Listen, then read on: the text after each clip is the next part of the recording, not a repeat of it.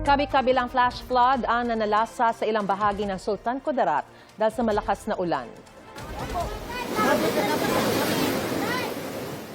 Sa Barangay Colube sa Palimbang, pahirapan ang pag-rescue sa mga residente sa gitna ng matinding ragasan ng tubig. Gumamit ng lubid at salbabida ang mga rescuer para itawid ang mga stranded na residente sa lampas tuhod na baha. Sa Barangay Baluan naman, nagmistulang ilog ang ilang lugar dahil sa baha. Pinasok din ng tubig ang mga bahay. Ayon sa mga residente, malakas na ulan at pag-apaw ng sapa ang dahilan ng baha roon. Ayon sa lokal na pamahalaan ng Palimbang, mahigit 2,000 pamilya ang ligtas na nailikas at nadala sa mga evacuation center. Binaha rin ang Santa Clara Central School sa bayan ng Calamansig. Pumasok ang tubig sa mga silid-aralan. Naisalba naman ng mga guro ang ilang gamit gaya ng mga upuan at mga libro. Patuloy ang pagpapalikas sa mga apektadong residente sa mga lugar na apektado ng masamang panahon sa Sultan Kudarat.